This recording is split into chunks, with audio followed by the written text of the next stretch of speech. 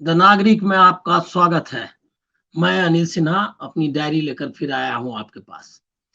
अब इन दिनों इसकी बहुत चर्चा है कि मोदी जी और अमित शाह जो भी स्टेट के लीडर्स हैं, छत्तीसगढ़ तो पहले ही वो रमन सिंह को निपटा चुके हैं। शिवराज सिंह का भी करीब करीब काम तमाम हो चुका है राजनीतिक तौर पर। अब बची है वसुंधरा राजे।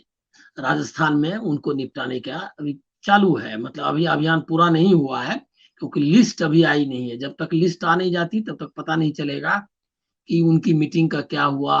मोदी अमित शाह और मतलब अमित शाह और इनकी जो मीटिंग हुई वसुंधरा राजे की, उसका क्या हुआ। उनकी अपनी और बाकी लोगों से जो मीटिंग हुई है उसका क्या हुआ। ये सब अभी इसके रिजल्ट्स आने बाकी है। मध्य प्रदेश में धीरे धीरे पिक्चर क्लियर हो गया है। वहां रमन सिंह का तो पहले ही हो गया था कि रमन सिंह चेहरा नहीं होंगे, वहां पर प्रधानमंत्री के ही चेहरे पे चुनाव लड़ा जाएगा, ये तो डिसाइड हो गया था। और रमन सिंह साइड भी हो गया, मतलब बगल हो गए। यहाँ दिक्कत ये है कि बस शिवराज सिंह चौहान मुख्यमंत्री हैं, वो तो हैं ही। आप उनको मतलब किसी भी तरह से अगर चाहे सीन से हटाना तो पूरी तरह हटा नहीं सकते। लेकिन उनका काम करीब करीब तमाम हो गया है। ये करीब करीब साफ हो गया कि वो अब नहीं चेहरा होंगे। चार चेहरे आ गए हैं, चार चेहरे कैलाश विजयवर्गीय, नरेंद्र सिंह तोमर, प्रहलाद सिंह पटेल, फगन सिंह कुलस्ते। तीन जो है कैलाश विजयवर्गीय को छोड़कर वो तीनों केंद्रीय मंत्री हैं। चार सांसद और ला दिए गए हैं। अब है क्या कि यही लोग, ये लोग भी हैं मैदान में। ये सब चीफ मिनिस्टरियल कैंडिडेट पहले भी रह चुके हैं, अब भी हैं। तो और उनको भी ये मैसेज चला गया कि आप भी नहीं हो, आप में से किसी को चुना जा सकता है, आप में से किसी को नहीं भी चुना जा सकता है। तो इस तरह से मध्य प्रदेश में करीब करीब तय हो गया कि शिवराज सिंह तो निपट ही गए, बाकी लोग भी जब चाहे निपटाया जा सकता है। मोदी जी ही अकेला चेहरा होंगे। और वहां भी वसुंधरा राजे के साथ वो सब किस्से आप सुन ही चुके होंगे कि मंच पर उनका ये नहीं किया गया, मतलब उनको भाषण नहीं देने दिया गया, उनको किस तरह से प्रधानमंत्री ने नजरअंदाज किया। वो सब फोटो वीडियोस, परिवर्तन यात्राओं में क्या उनकी हैसियत रही, ये सारा कुछ आपको मालूम है। तो इसलिए इसको दोहराऊंगा नहीं मैं। लेकिन वहां अभी अभियान जारी है क्योंकि अंतिम जो बात हुई थी वो अमित शाह और वसुंधरा राजे की मीटिंग, मतलब आधे घंटे से कुछ ज्यादा की मीटिंग थी। उस मीटिंग में क्या हुआ किसी को मालूम नहीं। किसी ने कहा कि झुक गया आला कमान, मतलब मोदी और अमित शाह झुक गए, अब उनसे समझौता हो गया है। बताने लगे क्योंकि देवी सिंह भाटी उनके पुराने जो चले गए थे विरोध में, निकल गए थे पार्टी से, वो फिर से पार्टी में आ गए हैं। तो ये सब चल रहा था कि वसुंधरा राजे से समझौता, लेकिन उसके कोई आसार नहीं है। ये तो तय हो गया है, करीब करीब तय है कि उनके चेहरे पर चुनाव नहीं लड़ा जाएगा। समझौता को किस तरह से मानती हैं वसुंधरा राजे कि वो नहीं रहेंगी चेहरा, उसके बाद भी लड़ेंगी चुनाव, तो इसका बीजेपी का नेतृत्व करेंगी। ये कैसे होगा अभी इसका वर्कआउट, मतलब इसकी तस्वीर आने वाली है। तो ये क्यों हो रहा है, लोग ये कह रहे हैं कि ये क्या है, क्यों ऐसा कर रहे हैं। मालूम है कि वसुंधरा राजे के बिना आप राजस्थान में चुनाव नहीं लड़ सकते। आप शिवराज सिंह को माइनस करके मध्य प्रदेश तो मतलब नहीं जीत सकते। और मध्य प्रदेश जो है वो हार ही रहे हैं। तो हार रहे हैं तो अगर आप इनके लाने से, नरेंद्र सिंह तोमर और बाकी लोगों से के लाने से 50% से अधिक ओबीसी मतदाता है, 20 साल तक जो चीफ मिनिस्टर रहा है, घर घर में जिसकी जान पहचान है, घर घर जो उसका ये है बोलने, मतलब परिचय है लोगों से आपस में, वर्कर्स उसको जानते हैं। सबसे करप्ट स्टेट है मध्य प्रदेश, इसमें कोई डाउट नहीं है। मध्य प्रदेश में जो शासन शिवराज सिंह ने चलाया है और जो अभी चालू है उसका कोई मुकाबला नहीं है। उतनी भ्रष्ट सरकार कहीं नहीं, ये बात जरूर है। लेकिन यहाँ तो मान लिया कि आप एंटी इनकम्बेंसी, मतलब जो सत्ता विरोधी लहर है उससे बचने के लिए शिवराज सिंह को हटाना चाहते हैं।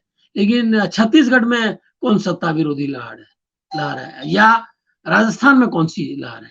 राजस्थान में तो एंटी इनकम्बेंसी गहलोत के खिलाफ है। तो जो अगर होना है फेवर में तो वसुंधरा राजे के, तो वहां आप क्यों कर रहे हैं? तो ये असल में समझने की चीज है कि क्या मोदी या अमित शाह जो एक ही है, वो डरे हुए हैं बीजेपी के नेताओं से, वो खासकर राज्यों के नेताओं से। गडकरी, राजनाथ सिंह या बाकी लोगों को निपटाया उन्होंने या उनको कमजोर करके रखा, तो मान भी आप सकते हैं। लेकिन स्टेट के लीडरशिप से आपको क्या चैलेंज है? इसकी कोई संभावना दूर दूर तक नहीं है कि वसुंधरा राजे आपको प्रधानमंत्री पद के लिए दावेदार हो जाए। इसकी भी कोई संभावना नहीं है कि अब की जो स्थिति है कि शिवराज सिंह उसके लिए ये सामने आ जाए, प्रधानमंत्री पद का दावेदारी करने लगे। तो फिर डर क्या है? रमन सिंह का तो चांस ही नहीं है। तो डर क्या है? तो डर ये है कि 2024 में जो इलेक्शंस, उसको समझने की जरूरत है कि ये इक्वेशन क्या है। आप एक तो पैटर्न समझिए। गुजरात में किसी को मुख्यमंत्री बना दो, कभी भी हटा दो, कभी भी ये कर दो, चुनाव के पहले एक नया मुख्यमंत्री ले आओ। गुजरात लोग मानते हैं कि गुजरात तो वही है, उसके मतलब राजा है एक तरह से, जो वो चाहेंगे वही होगा। उत्तराखंड में फिर क्या है? उत्तराखंड में भी यही कि 3 बार चीफ मिनिस्टर बदले गए। वो कोई मतलब बहुत ही जूनियर आदमी है अभी जो मुख्यमंत्री है, लेकिन वो उनको टिकाए रखा गया है। ये भी पक्का नहीं है कि वो कब तक रहेंगे। महाराष्ट्र में उन्होंने क्या किया?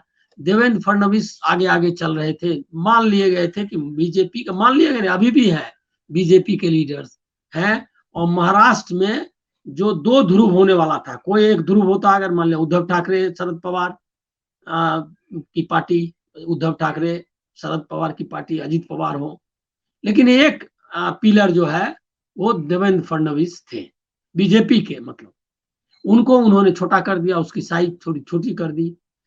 उप मुख्यमंत्री पद जो चाहते नहीं थे, वो कैसे हुआ वो आप लोग पढ़ा होगा या समझ लीजिए कि उनको उनको लास्ट मोमेंट में पता चला कि आप को नहीं मुख्यमंत्री बनना है, मुख्यमंत्री शिंदे बनेगा।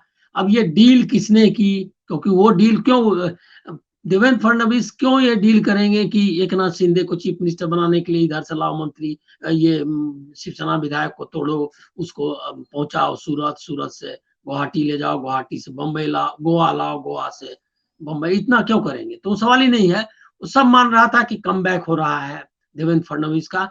वही इवन वर्कर्स लोग ने विरोध किया बाद में कि नहीं नहीं, ये तो कैसे, वो तो हमारे मतलब नेता है, उनको कैसे आपने किया? तो देवेंद्र फडणवीस का ये हाल हुआ। बिहार में तो सब लोग जान रहे हैं कि सुशील मोदी इतने पुराने नेता थे, उनको निपटा दिया। स्टेट की लीडरशिप जो पुरानी थी, उसको आप क्यों निपटा रहे हैं?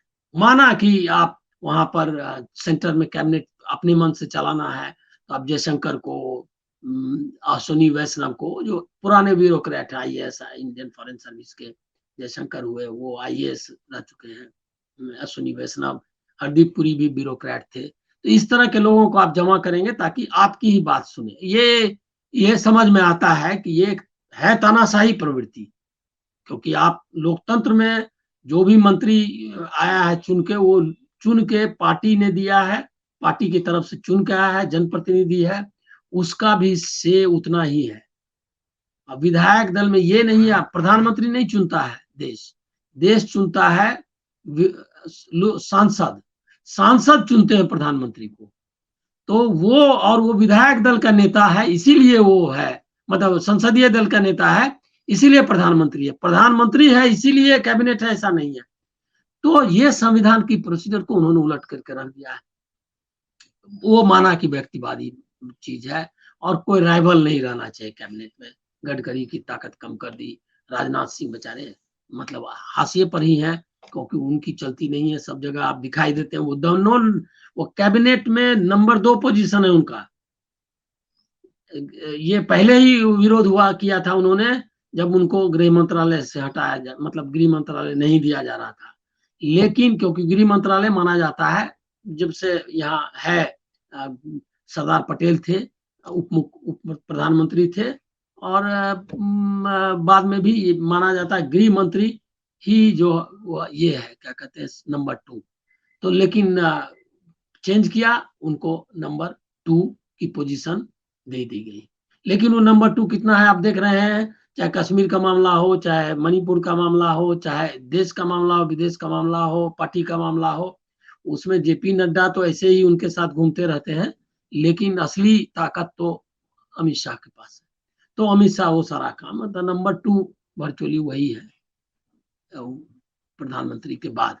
तो ये सब करने के बाद आप स्टेट्स में क्यों ऐसा कर रहे हैं, तो मैं उसका कारण आपको बताऊंगा। उसका कारण ये है कि अगर पुरानी लीडरशिप रहती है और ये मैजिक अगर काम नहीं करता है मोदी जी का, तो कल को ये सवाल उठेगा कि 2024 में चेहरा कौन हो। मध्य प्रदेश का चुनाव हारने के बाद भी अगर शिवराज सिंह चौहान लीडर रहते हैं, मान ले विपक्ष में बैठते हैं, उसके नेता हो जाते हैं, तो जब दिल्ली में बात आएगी या संघ परिवार में बात आएगी, तो ये बात जरूर उठाएंगे वो कि 2024 में आप तो जिता नहीं सकते, तो आप क्यों रहेंगे। स्टेट की लीडरशिप इसलिए इंपॉर्टेंट है। वसुंधरा राजे कभी भी नहीं कहेंगी, पहले भी उनके पक्ष में नहीं थी, बाद में भी वो ये स्वीकार नहीं करेंगी, कहेंगी कि नहीं, जब आप नहीं है इस काबिल, तो ये स्वर उठ सकता है। और ये स्वर नहीं उठे, इसके लिए जरूरी है कि स्टेट में भी ऐसी लीडरशिप हो जैसी लीडरशिप वो चाहते हैं, और ऐसी लीडरशिप हो जिसके पीछे लोग नहीं रहे। क्योंकि जैसे ही आपके पास जनता पीछे होती है, तो आप किसी से डरते नहीं है। इतिहास यही है, चाहे जगजीवन राम हो पहले इंदिरा गांधी के समय में, चरण सिंह हो, सब ये कांग्रेस में थे, लेकिन YB चौहान हो, मोरारजी देसाई हो, सब क्या था कि मास लीडर थे। इसीलिए जब इंदिरा गांधी से उनका नहीं जमा, तो धीरे धीरे बाहर हो गए और अपनी ताकत बनाई, और वो लोग अपनी वजह, हेमवती नंदन बहुगुणा, और आप नाम लेते जाइए, यही में शरद पवार का तो हाल का खेल है। जब उनको लगा कि सोनिया गांधी के नेतृत्व में काम नहीं करना है, तो निकल गए, और यही मुद्दा उठाया कि विदेशी मूल की महिला है। तो आप स्टेट की लीडरशिप, और उन्होंने प्रधानमंत्री पद की दावेदारी भी की थी, कांग्रेस की लीडरशिप की दावेदारी भी की थी राजीव गांधी के मरने के बाद, जो उभर रहा था सिनेरियो। तो ये चांस नहीं रहना चाहिए किसी के पास। दावेदारी की बात मैं नहीं कर रहा, दावेदारी तो बहुत दूर की बात है, शरद पवार कर सकते थे। जिन नेताओं के राज्यों में मैंने नाम गिनाए, उसमें से किसी की ऐसी ताकत नहीं है। इसमें कोई शिवराज सिंह चौहान का नाम जरूर आता था पहले कि प्रधानमंत्री पद के मटेरियल है, क्योंकि उन्होंने ऐसा दिखाया था, काफी बड़ी संख्या में चुनकर लाया था, और लंबे समय तक रह गए, कोई एंटी इनकम्बेंसी चलने नहीं दी। जबकि वहां पर कांग्रेस का मत का विभाजन का सवाल नहीं है, कांग्रेस ही है विपक्ष में और सामने बीजेपी है, तब भी उन्होंने उनको 20 साल से, 20 साल नहीं कहिए क्योंकि पिछले बार तो आ गए थे सत्ता में, 15 साल कहिए, क्योंकि वो तो इन्होंने ये दल बदल करा के MLA को तोड़ करके ये सरकार बनाई है, इसलिए इसकी गिनती ना करें।